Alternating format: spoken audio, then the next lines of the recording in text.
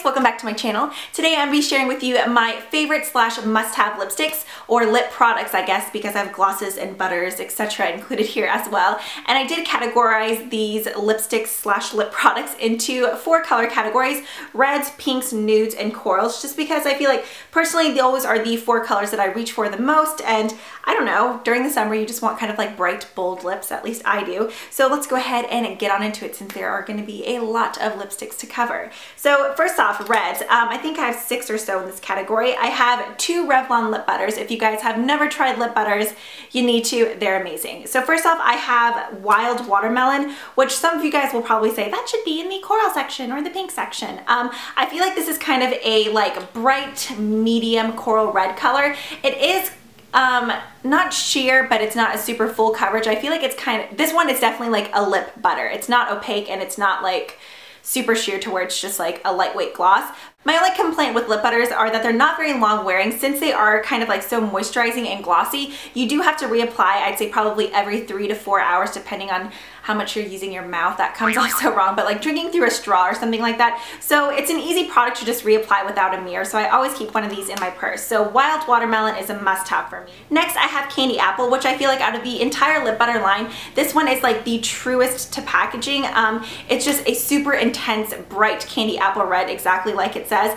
And to me, I feel like at least out of the ones I own, and I feel like I own almost all of them, I'm probably missing like 4 or 5 of the really like weird kind of purple nudie shades, because those just don't look good on me. This is the most opaque. It's like incredibly pigmented. It's so creamy, but it doesn't feather at all. It's just so lightweight and moisturizing at the same time, and I just feel like it's like a universally flattering red. I've seen it on so many different people and it just always looks good. So you'll notice throughout the video there is a mixture of kind of high-end and drugstore. I would definitely say for the most part drugstore, just because I feel like there are amazing lip products available at the drugstore, but this one is kind of a higher end lipstick. Well, no, it definitely is a high-end lipstick, at least for me. This is the Chanel Rouge Coco number 19 Gabrielle. This is just an intense blue-based red, but one thing that I love about this lipstick, I honestly never have a problem with it feathering on me for it being such an intense red. Normally you would get kind of, you know, like it just kind of melts, so not melts away, but it just like feathers off of your lips. This one doesn't do it at all, and then it has a glossy finish as well. I feel like most of the time whenever you get a really rich blue-based red like this, it's normally matte and a little more drying. This lipstick isn't that way at all. This is the only Chanel lipstick that I own, but I love it. Next up I have a lipstick from Flower. This is the line created by Drew Barrymore. You can find it at Walmart or walmart.com, and this is the Kissstick Luxury Lip Color in Rosebud. I know there's several lip products available in the line, however the only 2 that I've tried is this one, and then I also have a red lip liner that I enjoy as well. But this is just a really nice cool tone red, so once again another deep red color. I'll go ahead and compare the 2 for you quickly just so you can see. So on the bottom we are going to have Rosebud, and on the top Gabrielle. So when you compare them, okay, when I'm looking at this in this light, they almost look like crazy pinks, but it's because of the lighting. In person, they're definitely like red colors. So yeah, on the bottom we have Rosebud. Well, I guess now the top. On the top we have Rosebud, and on the bottom we have Gabrielle Coco. So they are different, but they're close enough to where if this is a lipstick you were really wanting, I feel like you could get by, and I just got some on my leg, wonderful. With Rosebud, it's hard to tell in this light. Yeah, I would say that they're close enough to where if you didn't want to splurge on this, you could definitely get by with this and still have a really nice red in your collection. Next up I have a lipstick by Wet n Wild. This is in the shade 965 Cherry Picking. You can't go wrong with these lipsticks. I think the most I've ever seen them for is $2.99. Normally they're $1.99. The only thing that I hate about this is the packaging. It gets really messy, and I can't stand when there's like product all over like clear packaging. It just looks gross. I'm not gonna lie, when I first tried these lipsticks I hated them just because they were so drying, but if you apply like a thinner type of balm underneath that isn't too like slick and glossy. I've tried Burt's Bees before. I felt like that was too slick to apply this over. However, like an EOS lip balm, that works beautifully over it, and that way you're not having to worry about it like feeling dry or like settling into the cracks of your lips. Next up I have a Carousel gloss from Lime Crime. This one is called Cherry on Top, and this is just a gorgeous kind of like cherry pink. So once again, it probably should have been in my pinks, but it's just more red looking to me, but it's like a cherry slash pink lip gloss, but then it has like really nice iridescent like rainbow shimmers. It's not, at first I thought it was mainly gold, but once I put it on my lips I see like pink and kind of flecks of like purpley shimmers as well. But this is probably one of the most like intensely pigmented lip glosses I own. On your hand it looks like it would be sheer, but when you put it on your lips it's seriously like a full coverage lip gloss. It's absolutely gorgeous. The only place I've ever seen Lime Crime, like where I got mine, is IMATS, but I know you can just order online at limecrimemakeupcom. Alright, so that was it for my reds. Now moving on to my pinks. As you can see, I really love me some pink lip products. The first pink product that I have to share with you is from Buxom. I got this from a holiday collection, but they do still sell it in full size. This is in the shade Berry Blast, and this is just a super wearable fuchsia pink. So if you're into like bolder colors, like wanting to wear fuchsias and like purpley pinks, but you don't really want to go out of your comfort zone, this product is amazing. It just looks good on your skin tone. It doesn't look like it's like, oh my god, she has purple on her lips. Well, what do you know? Look who else came to join the party. 2 more Revlon lip butters because I am obsessed. So first off, we have Sweet Tart. This is just a really nice kind of glossy watermelon pink. It's definitely more sheer than the lip butter I mentioned earlier in Candy Apple, but it still has a really nice glossy finish. So as you can see, just a really creamy, bright pink. And then after that is Lollipop. This is definitely more full coverage and bolder than Sweet Tart, but it's just a really nice fuchsia pink. So as you can see those two together, this one's definitely more opaque than Sweet Tart, but both are gorgeous. If I had to pick one, I would probably go with Lollipop just because it is so pigmented. And I don't know what it is about this one. I just feel like it's a lot more longer wearing. Like even as it fades, you still kind of have a really nice pinky tint to your lips. So this is another total favorite of mine.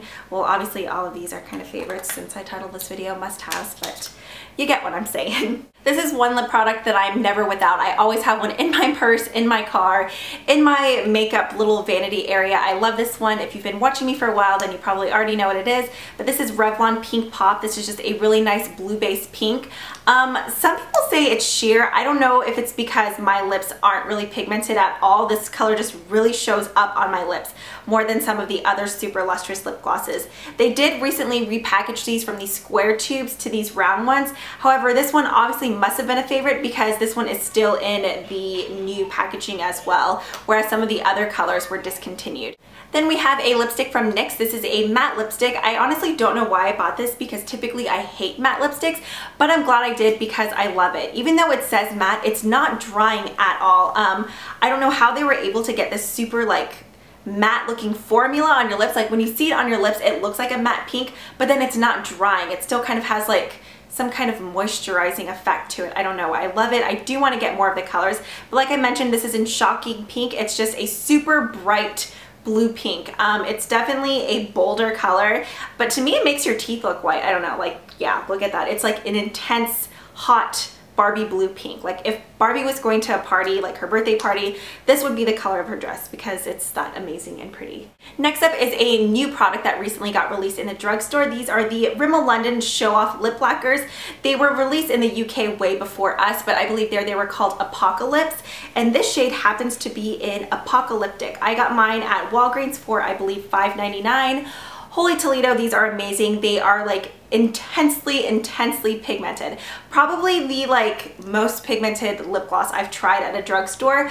The formula is nice, but I do notice it does get drying after like 3 or 4 hours to where you have to reapply, but you almost have to wipe everything off your lips and then reapply. At least on me, it just gets kind of like dry and cracky, but to me the color is worth it. So this is just like a hot fuchsia pink. Another thing that I like about these is that they're sealed at the drugstore, so you're not having to like worry about people like swatching them on their hands. Next is a lipstick from the Maybelline's Vivids collection. You could probably get like all of your must-have shades just from this one collection if you're into like really neon bold lipstick colors, but this is the only one that I have from the collection. I still want Shocking Coral, but it's always like either sold out or it's like smushed because someone's played with it at the store, and I hate that. But this one is in Vivid Rose. This is just a really nice hot pink color, but it has like rosy and coral undertones in it. I really like this. It's shiny and long wearing. Next is a lip stain from L'Oreal. I forget the exact name of these. I feel like it's Caresse stain or something like that. For the most part, I've only seen negative reviews on these. I only own one shade and I happen to really like it. I think it all has to do with the application. I'll do one coat and then I'll let it dry and then do 2 more. And so in the tube, like you can see the swatch right here, that's the actual product. So it's not just like a sticker inside of the packaging. When I first apply this onto my lips, It's a really like sheer strawberry pink color, but as like 30 or 40 seconds go by, it turns into a really nice kind of like pinky purple berry shade. So I don't know, I really like it. I guess it's just how pigmented your lips already are and stuff. Like I said, my lips pretty much have no pigmentation onto them, so any color like this just really shows up on my lip. If you're someone who doesn't really have the patience to like pull out a compact or stop and look in a mirror to apply lip colors, I feel like these would be for you. However, the only thing is they don't have much of a color payoff. It's more of like a sheer gloss, but it has tons of like moisturizing properties in it. Okay, I just confused myself. Anyways, this is the YSL Sheer Volupte Candy, or Sheer Candy? Volupte Sheer Candy number 5. This is in Mouthwatering Berry. But I feel like if you were just going with a really minimal or natural look, this would look really nice. It just adds a tiny bit of color to your lips, almost like your lip color, but better. Next up is a lip liner from NYX. This is in Dolly Pink. I don't wear this on its own because I feel like it'd be like too chalky or dry looking. So what I'll do is wear it with a really, really light kind of like baby sheer pink on top, or just a plain clear gloss.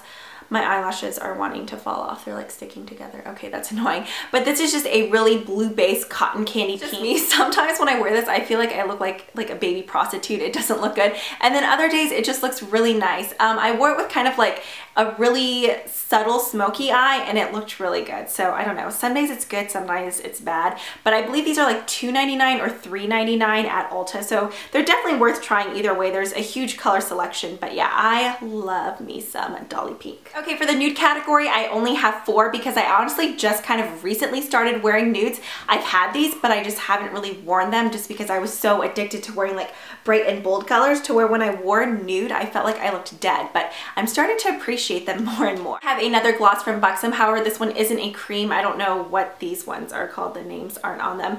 But yeah, these little guys last forever. I bought these like during Christmas time at Sephora, and I still pretty much have a ton because a little goes a long way. But this is just a really nice sheer baby pink color with tons of sparkle on it. And it looks good on its own. Like, it just makes your lips look kind of like milky and, I don't know, creamy, but in a good way. However, over lip liners, or if you're wearing like a really pinky lipstick like this one, the NYX Shocking Pink, it tones it down a bit, but not too much. Like, it doesn't take away too much of this pigmentation, just adds a ton of sparkles. And then I only have 2 more nude products. The first one is Angel. It's just the perfect pinky nude color. As you can see, I love this. I don't know how my lipsticks end up being like that weird flat line like that. I like it at first, and then it just kind of gets annoying when I work on my top lip because it's like getting on my skin above my lip because it's so flat.